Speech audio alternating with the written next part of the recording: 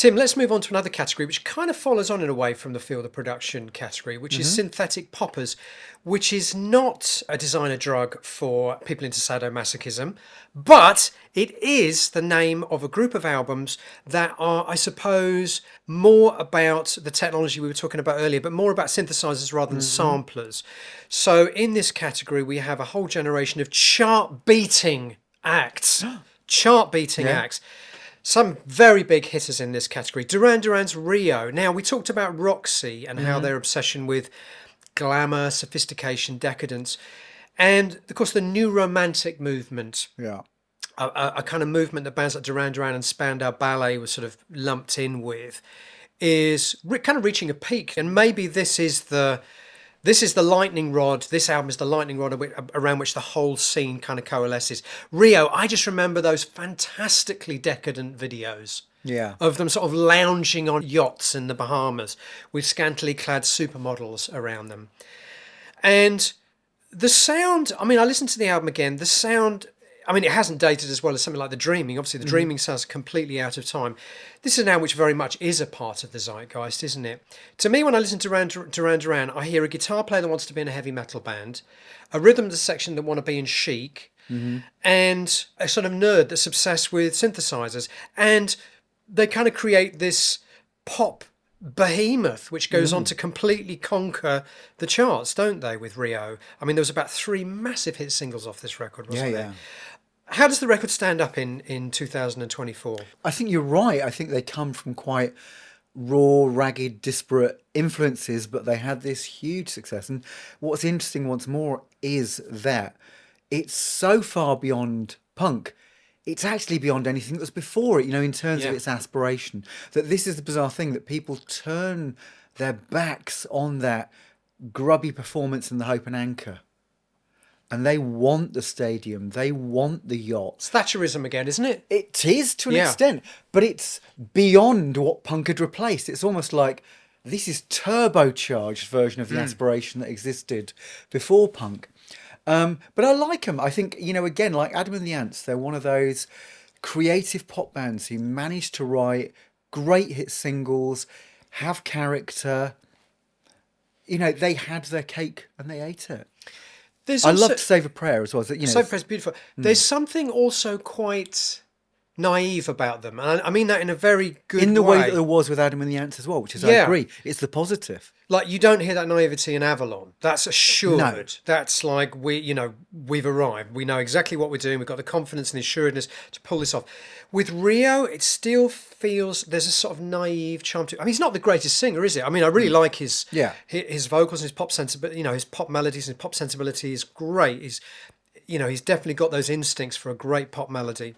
He's not the greatest singer. He's a little bit of an underachiever, and I speak as an underachiever as well as a singer myself. He's a bit of an underachiever as a singer. Listening to the album, the amount of sort of Eventide harmonizer and Roland Dimension D that's added to his vocal to try and make it sound a bit stronger. But it works. It works. There's a sense that they have got this sort of, when you see them on Top of the Pops, you can imagine them a couple of years earlier working on the factory line. It doesn't feel like they've come from this thing. With Roxy, you almost feel like they've come from this sort of glamorous world. Yeah. Duran Duran, you kind of get the sense that they are working class lads that have made good. Roxy music sound like they're born in a test tube, don't they? Yeah. There's something so artificial. But they sound posh. They do, though they're not. Ferry was not. It was very working class background. But they sound posh. And I think that with Duran, what's interesting, you talk about the fact that you can hear their roots in what they're doing there, but also you can hear what's going to happen, in that there are aspects of that sophistopop of Roxy and Japan, which is going to happen in Arcadia a little later. And as you say, there's a kind of a rock element that's going to be in Power Station a little later. So you can almost hear where the band are going to go off in different directions. But it's interesting because if you didn't have the guitar player that wanted to be in the heavy rock band, the band would have sounded completely different. Yeah. If you didn't have the rhythm section that actually wanted to be in chic, the band would have sounded completely different. So again, it is, it's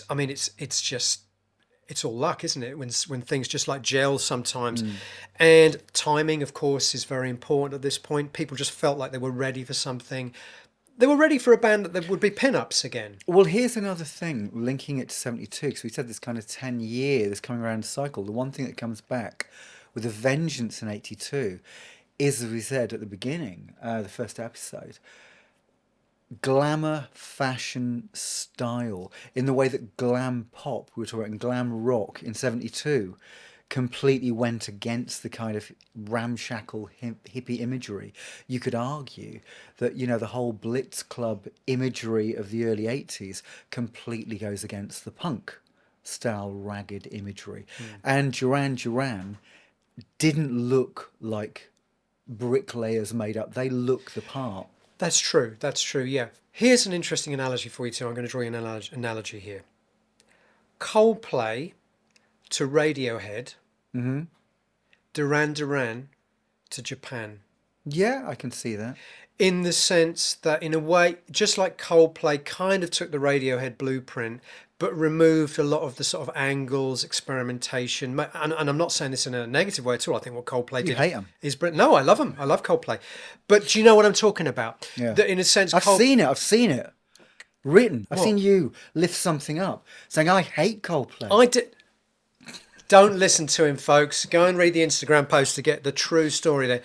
I like Coldplay, but there is a sense that Coldplay took an element of what Radiohead were doing, Of course, yeah. chiseled off all the angles, all the experimentation, and packaged it in a way that just took it to a whole nother level commercially. Yeah. Duran Duran, in a way, I feel like if you look at what Sylvian and Japan were doing, Gentlemen Take Polaroids. Oh, there's a strong They've looked influence. at that and they've said, we like this. We can take it to a massive And they mainstream did. audience. And that's exactly what they did. We can be pin-ups in a way that Japan always felt slightly arched, slightly removed. They didn't want to play those commercial pop games. Duran Duran were very happy to take that as a blueprint and say, okay, we're going to play all the pop games. We want to be on top of the pops. We want to be the pin-up in smash hits. Yeah, there's a blatant ambition which I like. And earlier, by the way, I wasn't criticising bricklayers, obviously. I've got to You were make that. slagging them off. Was I? You were slagging them off. I wasn't. Some of my best friends are bricklayers. Were they actually bricklayers, Duran Duran? I don't think they were. No, I don't think they were. But there's a sense that when you see them, you can see a couple of years earlier that had just been like, the other kids hanging out down the nightclub, and Yeah. suddenly they're Duran Duran. And I believe we have a review of Rio, so hopefully the listener here can give us a bit more insight into this record and what makes it such a special record from 82. Let's have a listen. The album I choose for the year 1982 is Rio from Duran Duran. For me, it's the best album of the New Wave era, with the voice of Simon Le Bon, the keyboards of Nick Rhodes, and the bass of John Taylor. Still to this day, it's one of the most innovative albums of this era, creative album, and lyrics too, like Save a Prayer. Rio from Duran Duran is my choice. Thank you for that review. I'm not sure I would necessarily agree with most innovative. I mean, I think it's great. They're a great band. But innovative, when you compare it to some of the other records we've talked about, I'm not so sure. Maybe innovative in its own scene, yeah. I think for a purely pop album, it was again ambitious. I mean, True. in an era when lots of albums were Yeah. very ambitious. But yeah, to take that music to the top of the charts, as I think I said to you earlier, it reminded me of Adam and the Ants and Funboy 3, in that they were top of the pops pop band making extraordinary music. And I think people do forget sometimes that Duran Duran were a great band. Absolutely, they were. Let's look at some of the other synth poppers of the year. Some of our favourite records here, Tim. Thomas Dolby, The Golden Age of Wireless. Yeah, a definite contender for favourite come the end. What I love about this, it's one of a couple of albums around this period where it humanises electropop. So you're listening to Duran Duran. Duran Duran are coming out of that kind of stylish, controlled affectation of Ferry, Bowie, Sylvian, Japan, yeah. etc. There's almost an American influence, even though he's got a very English voice. And I almost kind of think of him as the Richard Sinclair of the electropop scene, as he's got that very almost artless but beautiful English voice. There's also kind of an Americanism. You can hear there's a looseness, a kind of Steely Dan-ness in some of this A album. toddiness as well. A toddiness, yeah. I just made up a new word there. A toddiness. That's Todd Rundgren for those who Toddiness, don't yeah. know. A toddiness and a danescence, Yeah. if I might say. And it's also profoundly emotional in a way that a lot of synth pop Yeah. wasn't. Save a Prayer is a beautiful song. Cloudburst on Shingle Street Yes, I was going to is a say heartbreaker. the payoff on that as well. Yeah. When I was young, I was in love with everything. Now there's only you. know. What a way to end an album. One of my favourite Yeah. moments in pop to Yeah, me this too. very second. Me too. Yeah, I adore that. And I think it's a great album. Flying North, he managed to have this knack. Like Flying North, it's a brilliant pop song. And yet it is edge of your seats emotion. There's something where you do want to cry listening to a lot of Dolby. I think it's as emotional as any singer-songwriter. It's interesting because he's been around for a while. He's been in various bands, hasn't he? He's Yeah. been the keyboard player in various bands. And so he's, in a sense, he's kind of paid his dues being in these other... I forget who he's worked with. He worked with Bruce Woolley, didn't he, in the Camera Club, was it? I don't know it's Camera Club, but he worked with Bruce Woolley for sure. And Bruce Woolley worked with Trevor Horn, of course, with Buggles. But he's also playing keyboards on another album on this list I was reading up Well, about. one story I do know is that he begged XTC to let him join after Yeah. Barry Andrews had gone.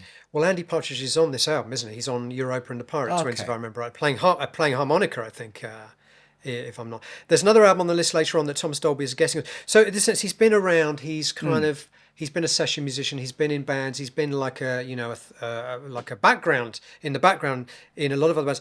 And in a sense, it feels like when he's finally come to make his solo record, he understands the process. Yeah. There's no sense of naivety here, is there at all? And we talk about the Duran Duran having this slightly naive sound, which we really like. And a lot of the other albums on this list have got this sort of first album naivety to them. We'll come on to talk about China Crisis in a minute, for example, which definitely has that. This album doesn't have it. It sounds right out of the gate incredibly assured, beautifully produced, beautifully... I mean, songs like Airwaves, Yeah. Weightless. Well, it's what I'm saying. Well, Weightless is amazing. Yeah. Yeah. Airwaves and Flying North, they're hit singles, but with the emotional punch of Joni Mitchell's Blue. Yes. And of course he worked with Yeah. Joni a couple of years later producing, although it didn't work out so well There's a for real him. depth. Yeah, an incredible musician, and in a sense, there's a little bit of Citizen Kane syndrome going on here, where the first album for me is the masterpiece. I love the Flat Earth, the second album, and some of the later music, but it's so fully formed and so perfect, this debut album, that I think in a sense he almost struggled to keep that momentum going. Well, there's two things here. One, I agree with you, because I listened to it on the way as well. There's an intimacy and an urgency that maybe none of the other albums have. I love the Flat Earth. It's an equal artistically, but this has the edge just sonically and emotionally. Even though Screen Kiss and Budapest by Blimp, which is a much later track, might be my favourite Thomas Dolby tracks. This is an album, but there are two versions of it. The same with the Associates this year with Right. Affectionate Punch. They do a second version of that in '82. And Sulk, I think, too, was remixed for the American And market, Sulk. wasn't it? Yeah. So this is an interesting phenomenon around Yeah. this time where you've got the UK version of Golden Age of Golden Age of Wireless, which starts with Flying North, which is more intimate overall, and then the American international version, which starts with She Blinded Me with Science, which was the big hit. Which isn't even on the album in the UK. Which isn't on Yeah, the UK. Yeah. It's rejigged. Yeah. And I prefer the original UK Me too. version. I think that She Blinded Me with Science has just got a little bit of novelty hit I about love it, but yeah. Yeah, It yeah. somehow loses the charm and the quality of the Yeah. original version of Golden. So Yeah. when we're talking about Golden Age of Wireless being an album of '82, I'm talking about the UK version. Similarly with Sulk, of course, it has the single added to it, I think, the 18 Karat Love Affair. Probably. It has very different versions of some pieces, like It's Better This Way Yeah, the becomes rhythm funked section's up. much more, yeah. Yeah, and I prefer the original UK version, but Mm. then I do prefer the remake of The Affectionate Punch, which came out in '82. So sorry, that's just kind of this deviation. That was a fascinating thing, that you'd have two quite different versions of the same album calling itself The Golden Age of Wireless, or Sulk, or The Affectionate Punch, that were around. But we absolutely love this album. I mean, he's kind of a boffin, isn't he? He's I mean, his whole image was kind of playing off that in a way. The sort of the wacky professor, boffin, making this exquisite synthesized pop music. Let's talk about Associate Sulk. We've talked about Associates before, I'm sure we must have done. Didn't we talk about the fourth drawdown collection on one Yeah. of the Sulk is their masterpiece. I think we can say that without fear of contradiction. Party Fears 2, one of the strangest songs. Again, we talked about Superman being one of the strangest songs to ever reach the Yeah. top 2. Party Fears 2, one of the strangest songs to ever reach the top 20. Again, I listened to it and you're thinking, how How on did this become a earth hit? was this successful? Yeah. I mean, I'm really glad it was successful. Well, I think it's the keyboard hook. Yeah, yeah. Which Which was used, if you remember, I think the BBC used to use it as linking music. It's So very like hooky. coming next, the Generation Game. It's very hooky. And it's Yeah. interesting. It's one of those songs, a bit like OMD's Souvenir, where the keyboard sort of melody is not the vocal, it's the keyboard melody which becomes the hook. And I think this is an example of that. Flying North, I'd say as well, going back to Thomas Dolby, I think that's got the keyboard keyboard hook, as yeah. the hook. Bruce Hornby. Hornby, Bruce Hornby, or whatever it's Bruce called. Hornby, who invented the toy train. Yeah, Bruce Hornby. Bruce Hornby. Okay. Right. That's the way it is, or whatever it's called. That's piano hook. But Sulk is obviously a lot more than that, isn't it? Because, we've talked about this so many times, Tim, and I know, and I don't want to repeat myself, but there's a point at which bands are between being their previous experimental guys and they're kind of completely sold out, we're now pop stars guys. Yeah. And this captures the Associates, I don't think the definite article is supposed to be part of their name, is it? I think it became it. This captures Associates at exactly that point. They're not the band that were making this kind of weird kind of post-punk music of Fourth Drawdown or Affectionate Punch, but they haven't yet become the sort of glossy and slightly shallower version of themselves that they were to become, certainly once Alan Rankin leaves the band. This captures them at a perfect point between those two things, isn't it? Songs like Club Country, Party Fears. Is it Party Fears 2? Yeah. That's the name of the track, isn't it? The lyrics are bizarre, aren't they? They're kind of impenetrable. They are. I mean, I think this is otherworldly. I think this I link with The Dreaming in that it's emotionally and vocally unfettered. It's wild. And it's a beautiful wildness, I think, Yes. on this album. There's a luscious chaos, if that makes any sense. So I think there's still a strong connection, more so than Simple Minds, perhaps, with their earlier albums. There's still a strong connection with the Affectionate Punch and the singles collection Fourth Drawdown, because it is wild, it is untethered, his voice is extraordinary, and it does things, again, like Dolby, it humanises electropop. This isn't a voice that's affected in any way, it's just extraordinary in all ways. Is it not affected? I mean, it's very odd, but I think Yeah. you're right. I think that just is his natural voice, isn't it? That semi-opera. I mean, I think he is the greatest singer of this whole generation of that. All of these groups. Although Hollis, I think, is amazing too. We'll come on to that. But I think Billy Mackenzie, just in terms of natural talent, has got the most unbelievably strange, beautiful instrument in his Yeah. voice. And when you put him together with this guy, that's Rankin was incredible. Yeah. I think he is a great musician. One of the other things about this album, which deviates from punk, there's still a post-punk energy and urgency in it, but Rankin is a consummate musician. He's a great musician. And they can go from ethereal torch song to mutant funk in a second and make it sound their own. The other thing about this album is, as much as the Gabriel and Bush albums of this year, their use of synths, pads, sounds, really unique. I still hear quite a lot of influence from the sort of Bowie, Berlin trilogy. There's a couple. You can here. hear, well, you can hear some roots, because a couple of the Yeah. instrumentals, Arrogance Gave Him Up being one of them, Yeah. is pure David Bowie low, and the drum sound is quite David Yeah. Bowie low. But they go off at quite strange tangents sure. that Bowie and Eno No, the only reason I wouldn't. mention it is because that has disappeared quite a lot from a lot of the other music we're talking about. Whereas Mm-hmm. a couple of years earlier, I think everything references, Yeah. Bowie's Low and Heroes. But here it's still present, whereas disappeared from a lot of the other records we're talking about. It still sounds unique, this record, doesn't it? Yeah. It's a shame in a way that the band imploded after this, and Billy Mackenzie never really found another foil, did he? To kind of complement his vocal abilities. And is there a sense that he was just too mad for this He was too mad to be a pop star. He didn't have that kind of careerism that, say, someone like Bono He definitely had. didn't. I mean, I had a Yeah. chat with him once on the phone because a friend of mine was going to interview him. We met him once, didn't we? I think. Yeah, in you Hampstead. you and Ben met him. I Oh, that's talked to him right, on the yeah. phone. Yeah, With his 'cause- whippets, yeah. Yeah, because he liked the No Man demo swagger, and he Yeah. met up with you Yeah. and Ben.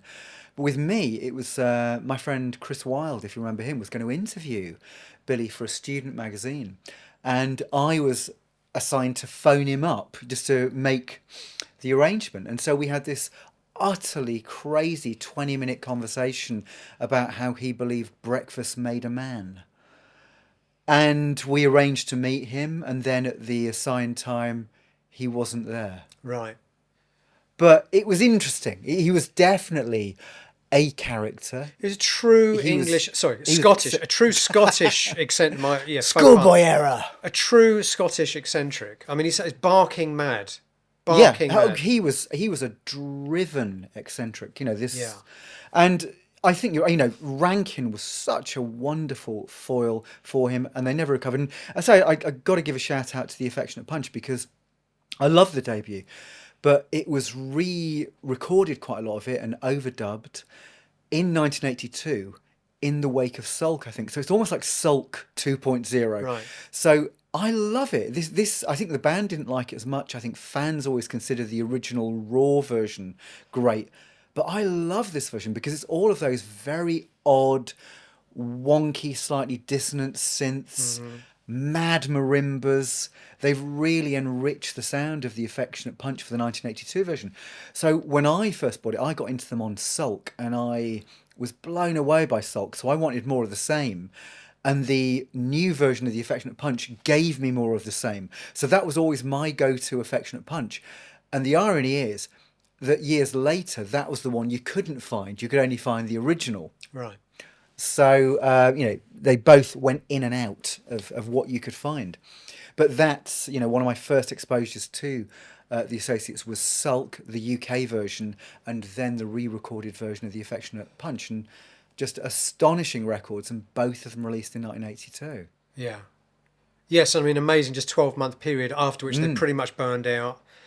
Billy Mackenzie never really found another foil. I mean, the record after this took 3 years to come out. Perhaps. And it's to me, it's like a more kind of polished, less engaging remake of Soul. It's got a few classics It has on it, breakfast, as you mentioned. Exactly, yeah. yeah. His obsession with breakfast. Indeed. We talked a lot about porridge, as you can Yeah. imagine. But maybe there was a lot of major label politics trying to push him into being a pop, because he had the voice. He had the voice. He had did. this voice that could level anyone. I think the thing is that with Sulk, and to me the re-recorded, and Fourth Draw Drown and the Affectionate Punch, this was a band, as I said, untethered. They could have gone anywhere, and they did.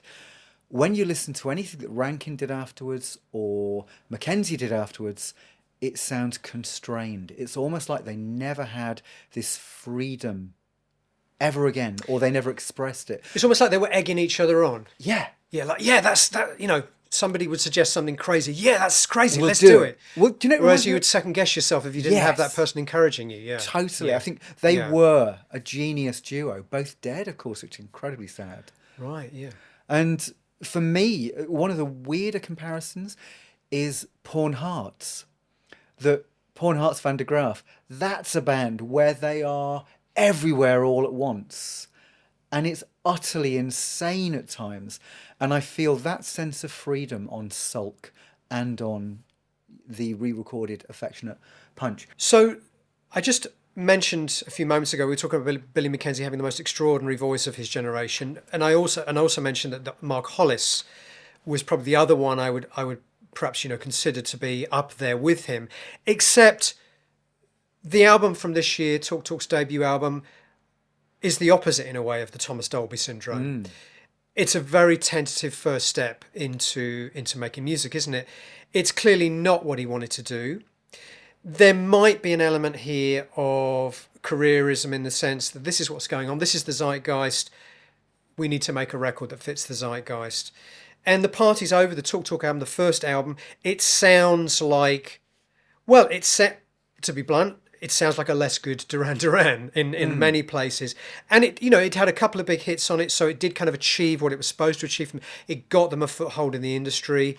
And of course, then they were able to go off and make these incredible records that we know and love. It's My Life, Colour of Spring, and of course, Spirit of Eden and Laughingstock. Party's Over is, I mean, one thing I love about Talk Talk is every album is different, isn't it? Mm-hmm. This is completely a kind of synth-pop record. It's a little bit of a B-list synth-pop record, isn't it? It's not as good as some of the other, certainly not as good as the Golden Age of Wireless. It's not as good as Rio, but it's not bad, is it? And his voice is always going to be something you can listen to, even on this record, isn't it? Yeah, and his voice, if you like, does that humanizing thing in that he's not got the stereotypical affected synth-pop voice of the era. But I agree, it is very tentative, because I've got this Academy of the Underrated where if a band stopped on their debut album, we'll still be talking about them. And I'm not 100% sure with Talk Talk. No, I'd agree with you. It's all right. I think the album is good because you approach it as being part of this canon that they created, and you think, it's not bad. It's obviously not as good as the later records, but I think you're right. It doesn't necessarily stand up outside The of canon. the canon. Yeah. It's an okay synth pop record. His voice is the best thing about it, I think. Yes. But I'm sure at the time he would have been very unhappy and disappointed and felt like this was not what he wanted to do. And you can hear the progress between this and It's My Life is just huge. Well, I think it's the opposite, whereas Sulk is where this band are free to do anything, and then Mackenzie and Rankin sound constrained afterwards in their respective solo careers. This is constrained. This sounds constrained, and it does sound like a slightly less accomplished Duran Duran meets Japan. Yeah, very much, very much. Yeah, Paul Webb's bass playing is obviously a little bit of a nod to Mick Karn, isn't it? I mean, he's not the only one. A lot of bass players, I think, were listening. Well, a lot of musicians generally were listening to Japan, I think, and taking. And I'm not sure you could have seen the greatness that would come from the band. You really couldn't. From this. No. And it's interesting, again, one of the things they did in 82, and apparently it didn't go down too well, but and it relates to Gabriel 4 that we were discussing earlier, that Gabriel lost a lot of money on the first WOMAD, so Genesis reformed for the sixth I was best concert. Were you? Milton Keynes Bowl, it poured with rain all day. I had the I've most heard. hateful day. I was miserable. I wanted to go. I was desperate to go. I was absolutely miserable. It rained all day. I was absolutely miserable all day. By the time, I wasn't the biggest. I went with my friends who were big Genesis fans. Wasn't the biggest Genesis fan anyway. Although they were actually really good, I've got to say. But Talk Talk were the first on, and they got bottled and then John off. Martin, wasn't it? So this is it. So you were there. No, it was 9. I think it was Talk Talk 9. No, Paul Jones. What was the name of the Paul Jones? It was Talk Talk Paul Jones. It was a bizarre bill. What, you mean the band that had the hit with Toast? No, Paul Jones, the guy from Manfred Mann's Jones. Earth Band. Was he as a solo artist? The blues band. He was in the blues band, wasn't he? I think it was Talk Talk, the blues band with Paul Jones, John Martin, and then Six of the Best, as they were called. They weren't allowed to call themselves Genesis. Because at the time I'm thinking, because I love John Martin and I love Genesis. So for me, it's like the idea of those on the bill. But my friends who did go, who went from Warrington to Milton Keynes, they said that Talk Talk were booed off. John Martin went down really badly. That people were just getting more and more irritated by the rain. It was a miserable day. It was a miserable day. But Genesis were, I can imagine if you were a big Genesis fan and you never thought you'd seen that must have been euphoric. Yeah. I was a 13-year-old kid that had been dragged along by my friends. I'd been rained on all day. I remember wearing my parka, which was soaked through to the skin. I mean, literally to the skin. I was miserable. I couldn't wait to go home. Anyway. But you couldn't believe it. What's odd about that music is you think of the 6 of the best music and what's on Gabriel 4. They could be different centuries, let alone decades. Anyway, let's move on, because we've talked about Talk Talk and we talked about albums we love much more than Party's Over. China Crisis. I love China Crisis. Absolutely love them. They're perpetually the kind of underachievers of the whole scene in a way. They did have some big hits in the UK. Black Man Ray, King in a Catholic Style, Christian. African and White. African and White, thank you. This is their first album, China Crisis, with the perfectly pretentious and so 1982 title. Difficult shapes and passive rhythms. People think it's fun to entertain. Classically pretentious 1982 title. China Crisis, they had, and I say this with the utmost respect because I love it and I adore their sound. They had this incredibly weedy sound. It's this weedy little synth pop sound, which, funny enough, I'm listening to some other records on the way here today, and the record that I compared, that I felt the most, that had the most in common with, was I've forgotten his name, the guy from Steely Dan that made the solo record this year. Oh yeah, Donald Fagen. Donald Fagen. It's got quite a lot in common, and interesting enough, China Crisis later on were produced by Walter Becker, yeah. from not this record, but you can tell they've listened to Steely Dan. But whereas the Donald Fagen record is a very slick, a very American session player sort of feeling to it, this still has got that bedroom quality to it. But it's got that sort of wannabe sophisticate aspect to it too. Do you know what I mean by that? Yeah, I love it. I absolutely love it. I bought the single to get the African and White. I've Great still got the single. 7-inch. I love that. Yeah. And that was kind of played in a lot of the clubs in the Northwest, along with OMD Electricity before they were sort of Right. big. I remember that single being played. And I remember African White being played, and it was one of those really nagging, infectious melodies. And I Yeah. loved it. And it still might be my favourite China Crisis track of all time. And I really like the album. And I know what you mean, that it's, although there are elements where you can see that they love Eno as well as Steely Dan, there's a couple of moments of that in it. There's something about this album that I tie in a totally different way with Eyeless in Gaza.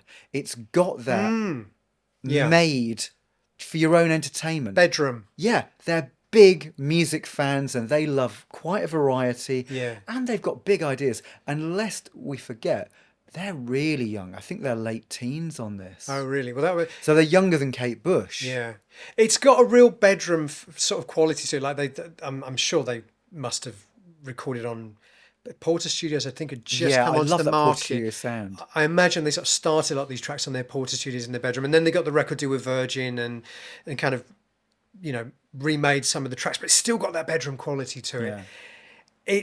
And the voice is very. It's very natural. It hasn't got the Martin Bates of Eyeless and Gaza sense of like being the sort of voice that would really be a Marmite voice that would kind of put you off. I can't imagine his voice putting anyone off, but it still feels like some kids hanging out in their bedroom listening to Steely Dan and, like you say, Brian Eno, and coming up with this quite. I mean, With the cheap synth technology quite of the day. cheap and Yeah. quite, all the sounds are very nice. The sort of little chintzy little keyboard sounds and chintzy little guitar sounds.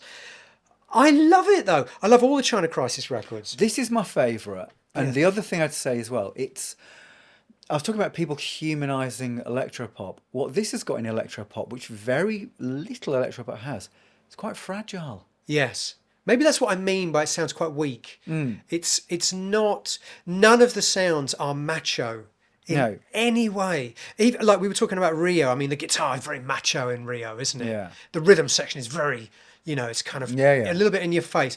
China Crisis, it's not. It's all very understated. It's quite effeminate. Maybe that's what I'm hearing. And Christian's lovely as well. I think. Gorgeous song. Gorgeous Beautiful. song. The whole album is... Well, the other band that remind me of, who kind of emerged slightly later, but got a similar kind of gentle, fragile sound, Lotus Eaters had that as well. I don't know them. Last Picture of You, you'll know, or Maybe if I heard it. First Picture of You, Doesn't whatever ring it a is. bell. It's one of the two. Okay. Oh, it's great. It's a huge hit in, I think, 83. Right. So we love China Crisis here. Some other albums that we love from this year. Gary Newman's I Assassin. It's hard to hear this record now without thinking of Alan Partridge miming to Music for Chameleons in an episode of I'm Alan Partridge. But it's a brilliant bass line. Pino Palladino, of course, the session bass player of choice during this era. And he's all over this record, isn't he? This was when it was seen as him embracing the funk. Although I think Dance, the album before this, where he gets Mick Karn, which is as close as he comes to Japan on that album. Great album, Gary Newman Dance. But I like this. I mean, again, Love it. It's where electropop is expanding, and he's got his sound, he's got his identity, and he's not afraid to take it into new places. And in some ways, you can't get more opposed than the icy synth pop of early late tube armies, it turns So out, and yes, early yeah, Gary yeah. Newman, and sweaty dance floor funk. But he combines it really nicely. I mean, he's in a way, along with John Fox, he's responsible for this whole era of synth pop, isn't he? In a way. Yeah. I mean, certainly in terms of bringing it to our friends Electric, of course, famously being referred to as the first ever number one, synth orientated number one single. It was special, and I still think it's special. And that was one of those Amazing where song. it really was a case of people hearing it, and the next day in the school playground, everyone What is was talking that? about it. What the Yeah, hell was that? yeah, In a positive way. And I still think that's a brilliant, brilliant single. And yeah, you're right, Metamatic and the early John Fox singles carried this on as well. There were a few Newman and Fox albums from that period that had this definitive, icy electro-pop blueprint. yeah. And this is kind of the last album in what you might call the Gary Newman Imperial. I mean, he's been on a roll. He's made about 4 or 5 albums in the space of 2, 3 years. It's his Imperial phase, isn't it? Yeah. His commercial star is waning, and but that doesn't affect the quality of the music. It's still right up there, I think, with the best of the records he made during this period. I love this record, Well, the next one was produced by Bill Nelson, wasn't it? which is that's a tougher one to talk about. Warriors. He tried to do something different there, didn't quite come off. Anyway, but I think I Assassin is right up there with his classic work. A few other records from this year: Depeche Mode's A Broken Frame, Ultravox Quartet, which was famously produced by George Martin, which I think the band kind of conceded later on was probably not the best. It's a choice. funny thing. I've never understood the hatred towards that album because I think it's I don't like it as much as Rage and I Eden. don't think it's hated. I think it's one of those albums that just is considered to be the weakest in a run of great records. I can see that, but I think it's a really good album. It's a really good record, yeah. Icehouse, Primitive Man, great single on that. Strange Little Girl. I've still got the 7-inch of that. Yeah. Which again, you can kind of hear how they've taken Japan and Ferry and made it Yeah. filtered through the Australian sensibility. An album that neither of us, I think, were familiar with, and I had to listen to it because I was researching 1982, and this album kept coming up as one of the best albums of 1982. Harioumi Hosono from Yellow Magic Orchestra, his album from this year, Philharmony. Did you listen to this, Tim? I did, and it's funny because you mentioned it to me, and you mentioned it to me 2 days after Matt Hammers, who does the No Man fan site, Right. mentioned it to me and said, you've got to listen to it. Yeah. And then when the two of you had mentioned it, I had to listen to it. It's good. It's good. It's good, isn't it? It's good. Is that what you're going to say about it? Well, I mean, I've only listened to half of it once. I've So, listened to all of it. okay, you've listened to all of it. So Listened to you're all of it probably once. more qualified to talk about it. Oh, God, I'm an expert on it. It's good. It's good. No, what is interesting. So half of it, If I'd heard it at the time, it probably would have blown Yeah, my mind. yeah. I think that's the point. Yeah. half of it is in that Japan tin drum universe. Which, to be fair, Japan took a Were lot of that influenced from by Yellow YMO. Magic Orchestra. Yeah. But You've I'm got to hear thinking Richard's voice in it. Oh yeah, Yellow Magic Orchestra. I hear that there's a Barbieri influence in this. For sure.